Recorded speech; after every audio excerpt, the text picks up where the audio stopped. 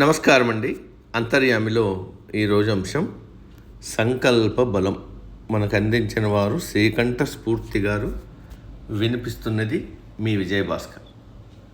సంకల్పం అంటే చేయదలుచుకున్న పనిని మనసా వాచా కర్మన నమ్మి పూర్తి చేయగలగడం అంటారు దైవజ్ఞులు. ఆ పని ఐహికమైన అభివృద్ధి కావచ్చు, ఆధ్యాత్మికమైన సాధన కావచ్చు. సంకల్పం అనేది ఆత్మ మనస్సుల సంగమం అంటారు స్వామి వివేకానంద. మనిషి ఆధ్యాత్మిక సాధనలో భగవంతుడి ప్రేమ అపారంగా పొందాలంటే తనను తాను అన్ని విధాలా తీర్చిదిద్దుకోవాలి. ఎటువంటి అడ్డంకులు ఎదురైనా త్రికరణ శుద్ధిగా అధిగమించాలి. తలపుల్లో కానీ, వాక్కుతో కానీ, చేష్టలతో కానీ ఏ ప్రాణికి అపకారం తలపెట్టను అని మనసులో ప్రమాణం చేయాలి. సర్వశక్తిమంతుడు, సర్వవిధుడు, ప్రేమ సింధువు అయిన ఆ అంతర్యామిలో నేనొక భాగం అనే భావనతో ఈ రోజును ప్రారంభిస్తున్నాను అని సంకల్పం చేసుకోవాలి.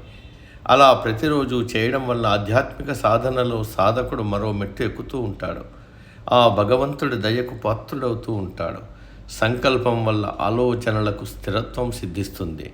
మనం సంకల్పించిన ధ్యేయం దగ్గరవుతుంది.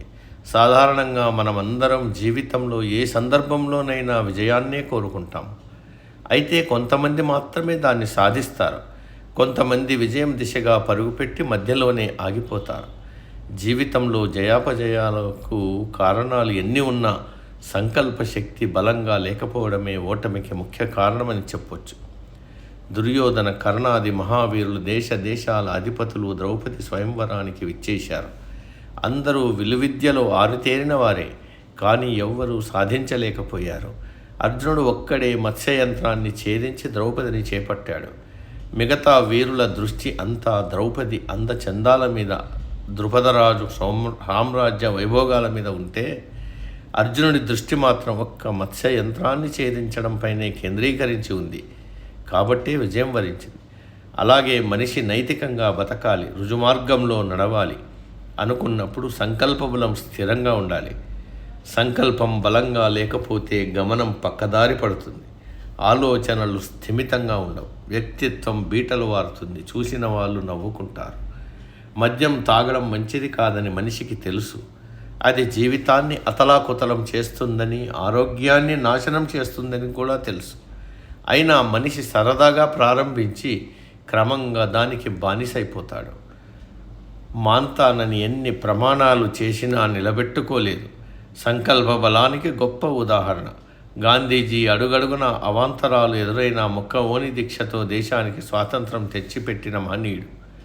ఒక మామూలు వ్యక్తిని స్వాతంత్రోద్యమ సారథిని చేసింది కేవలం ఆయన సంకల్ప బలమే అన్నది జగమెరిగిన సత్యం. Martin Luther King, Nelson Mandela, చరిత్రలో ఇంకా ఎందరో మహానుభావులు కేవలం సంకల్ప బలంతోనే గొప్ప గొప్ప కార్యాలు నిర్వహించారు. తమ ధ్యేయాన్ని నెరవేర్చుకుని చరితార్థులయ్యారు. మనిషికి ఈ సంకల్ప శక్తి బలంగా ఉంటే దేన్నైనా సాధించగలడు, గమ్యాన్ని కూడా చేరుకోగలడు. సమాప్త్. సర్వే జన సుఖినో భవంతు. అందరూ బాగుండాలి, అందులో మనం ఉండాలి.